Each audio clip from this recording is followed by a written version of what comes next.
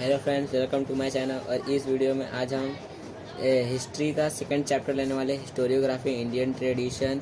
पिछली वीडियो में हमने historiography development in the west लिया था, उसका डिस्क्रिप्शन में मैंने लिंक डाल दिया। अगर आपने वो वीडियो नहीं देखा होगा तो उसे ज़रूर देख ले। वो देखने के बाद आपको ये और अच्छे से समझ आ जाएगा, क्योंकि दोनों लेसन हिस्टोरियोग्राफी के ऊपर ही पूरा बेस है, इसलिए आपको वो भी देखना चाहिए।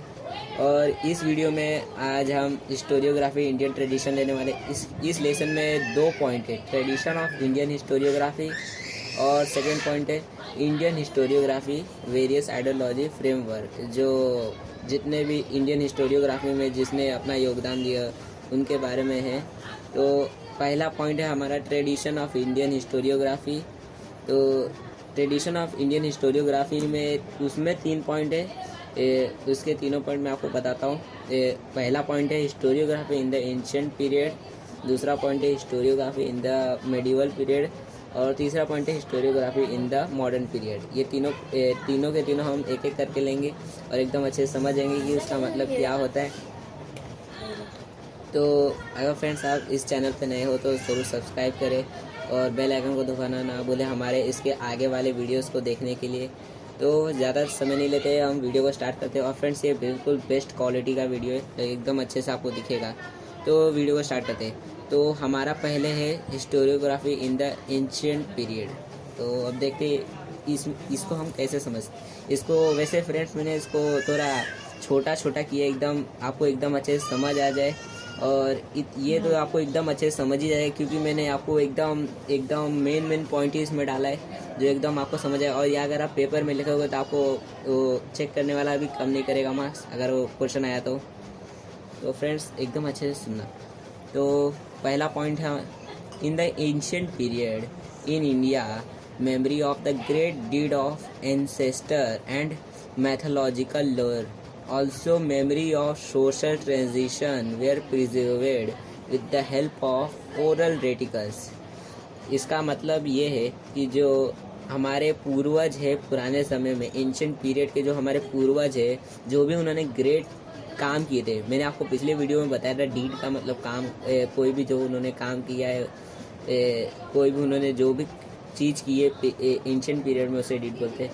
तो जो भी उन्होंने ग्रेट काम किया है उसे हम प्रिजर्व करके रखे हैं with the help of oral reticles. Oral reticles का मतलब है लोक प्रचार, मतलब जो लोग कहते हैं हम सुनते हैं, उससे हमें पता चलता है। ओरल सोर्स जैसे कह सकते वो है, वैसा है। तो उससे हम उसे प्रिजर्व करके रखे इन सब को। The inscription on the Harappan seal and the other artifacts confirm that India had mastered the art of writing as early as the 3rd millennium BC। BC का मतलब है बिफोर क्रिस्टन ईरा। तो ये याद रखना।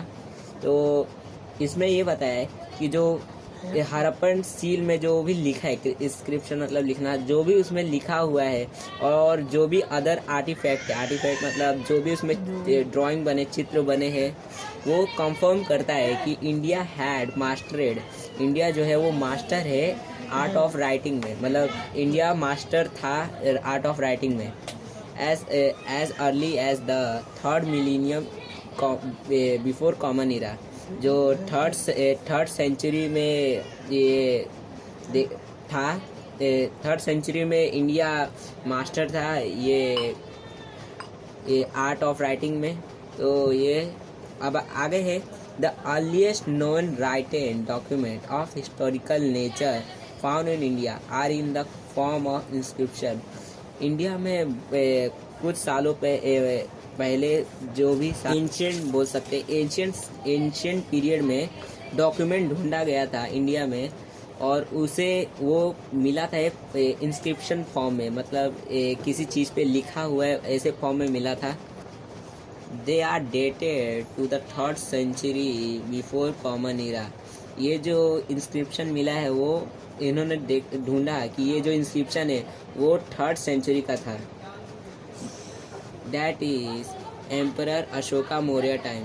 और ये जो अशोका मौर्य के टाइम पे ये था, ये जो इंस्क्रिप्शन था वो अशोका मौर्य के टाइम पे था। from the 1st century Christian era. Inscription being to occur on coin, metal, image and sculpture and also on the copper plate. First century में मतलब फर्स्ट सेंचुरी के बाद से जो इंस्क्रिप्शन है, जो लिखावट है, मतलब कुछ भी उन्होंने लिखते थे वो सब उन्होंने बनाना शुरू कर दिया। कॉइन में भी उन्होंने लिखना शुरू कर दिया।